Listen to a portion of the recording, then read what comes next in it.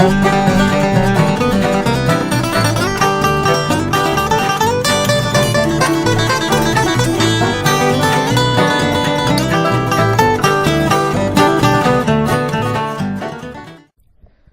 a word about this place where we've gathered.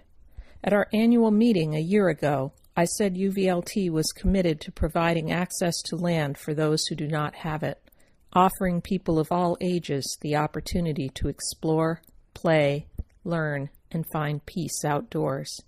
So here we are today at the Lyme Hill Conservation Area. Here's a new parking area, sized so a school bus can turn around safely. The trailhead and wetland crossings were improved just last week, thanks to the hard work of 18 Hypertherm employees who volunteered a day of service here. Earlier this spring, on April 1st, this was the site of UVLT's Fools in the Forest Day, a program of outdoor games and inquiry for families that drew over 70 participants. The Lyme Hill Conservation Area combines 8 parcels UVLT acquired beginning in 1991 with Michael McGeehan and Thomas Alden's gift of 37 acres at the top of Lyme Hill.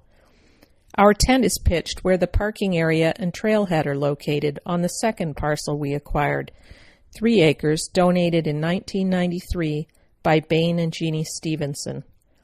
The most recent addition is 16 acres of wetland at the eastern foot of the hill, donated in 2011 by David and Barbara Roby. Our new kiosk contains a poster describing the 20-year story in greater detail. All told, UVLT owns 237 acres here, hilltop and wetland and streams and wildlife corridors connecting west to the Connecticut River. You can watch birds and beavers, find wildflowers, trace evidence of Lyme settlement and farm history, find boulders left in the last ice age. The Lyme Pinnacle Snowmobile Club maintains a bridge and trail for winter use. The Audubon Society of New Hampshire has developed a management plan for a portion of the property. The conservation area is a work in process. Understanding that walking outdoors and just being in nature is so vitally important to physical and mental health, we are hopeful that someday our trail to an observation point at the wetland will be accessible to folks with walkers and wheelchairs and strollers, and that students with disabilities will be able to join their classmates in learning here.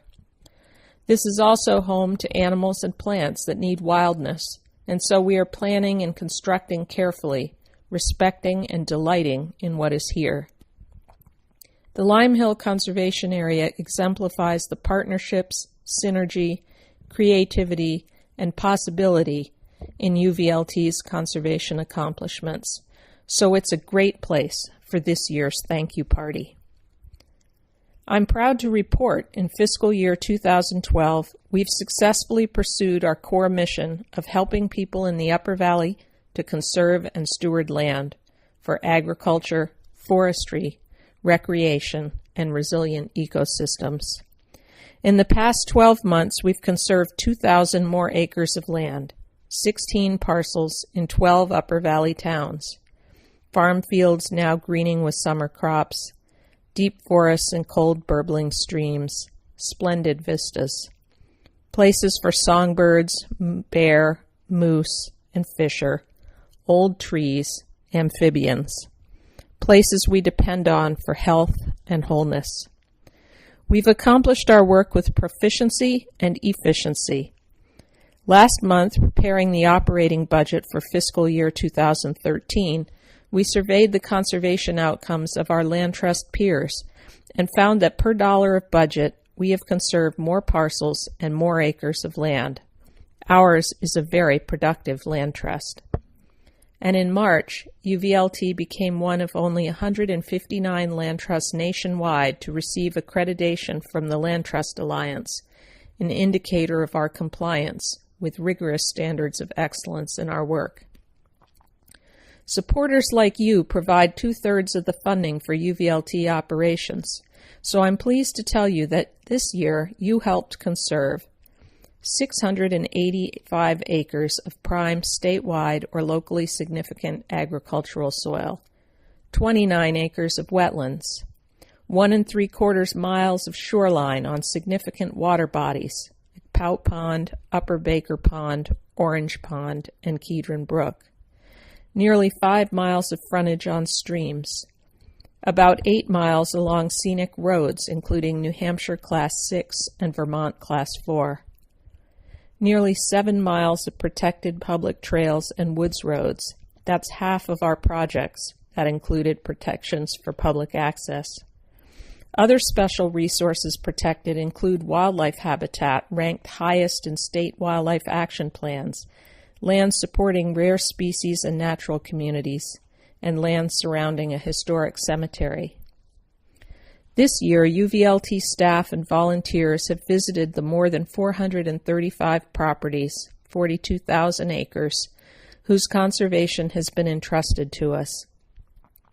We answer questions as conserved land changes hands and owners make choices about management and stewardship.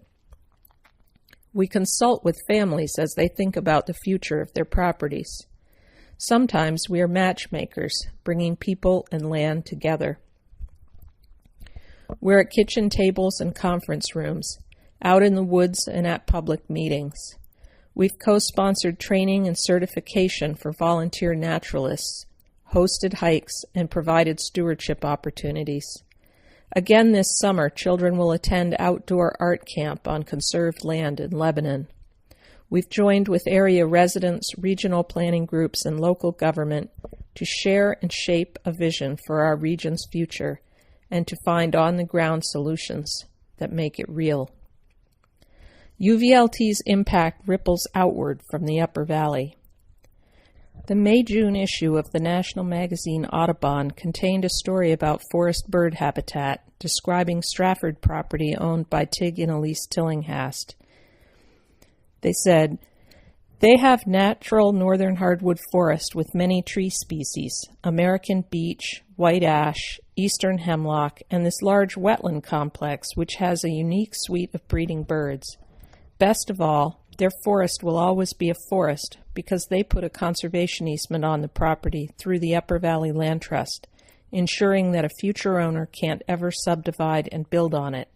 That's the single greatest threat to these birds." Elise Tillinghast is quoted in the call-out box in bright blue type. "I think birds are a great gateway for understanding the bigger picture because everybody loves birds." People love to be on the water, too. 20 years ago, UVLT began offering primitive campsites for canoeists and kayakers on conserved property along the river. Now other groups have developed similar sites upstream and downstream, and UVLT is one of 20 partners in the Connecticut River Paddlers Trail, which extends from the river's headwaters to the Massachusetts border. Last month, U.S. Interior Secretary Ken Salazar designated the 410-mile-long Connecticut River as America's first national blueway, saying restoration and preservation efforts on the Connecticut are a model for other rivers. Most people didn't awake to the possibilities of the restoration of rivers and what they meant to the environment and to the economy and young people and health until very recently, he said. The impact of our land conservation work ripples inward, too. 4 Dartmouth students in Professor Terry Osborne's environmental psychology class created a video based on interviews with landowners and volunteers. As they began their outreach, I heard from several of the interviewees. They'd enjoyed their visits with the students, were glad for the inquiry that prompted reflection and conversation. When the class was over, I got a note from Professor Osborne. "Of all the groups, I think the students in the group that worked with the UVLT had the most transformational experience. They saw in everyone they talked to a deep feeling for and commitment to the earth, which reinforced things they were reading about more deeply than any other text could do. They were really moved by people's devotion to land conservation." Yesterday, Pete Helm took a call from a teacher at the Ray School in Hanover. She knew of Zebedee Wetland in Thetford and how the kids in the Thetford Elementary School had rallied to conserve it. She visited Zebedee and was enthralled. She wanted to know if she could bring her class there. Land conservation is affirming and inspiring, and to be honest, sometimes it is very, very hard. Some landowners face really difficult situations. Some projects take a long time. This summer, Alice and Larry Allen's farm in Wells River will probably finally be conserved after just about a decade of work. We are grateful to our partners at the Vermont Housing and Conservation Board who have stood by us as we and the Allens tried Plan B and C and D. So as we celebrate our successes, we are keenly aware of the land at risk as well, keenly aware of the need to make UVLT even stronger, engage more supporters, develop better local funding opportunities for the projects that matter the most to the Upper Valley. This year, UVLT was able to conserve 125 acres and over 850 feet of frontage on Orange Pond, adjacent to Mount Cardigan State Park. The conservation easement, our first in the town of Orange, was donated by young parents Jim Collins and Kristen Lane, who bought the land 14 years ago as they started their family.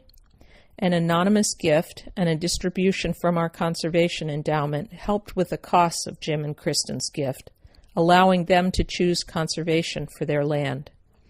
Later, Kristen wrote, "We are living in an extraordinarily wild and beautiful place.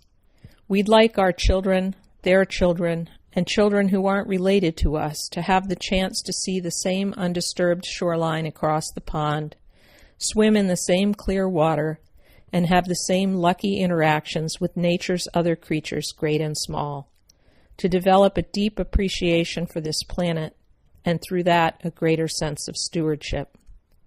She went on, "No one ever knows all the risks involved in any decision, in buying property, in having children, in our collective choices about environmental issues. But I would say we've learned to trust our love for this place. We knew there were risks of signing over development rights to this land forever.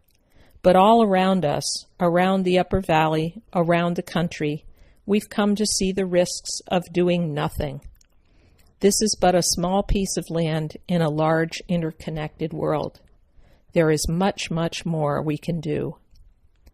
I want to thank all of you tonight, generous landowners, volunteers, and UVLT members. With your help, we will do much, much more together."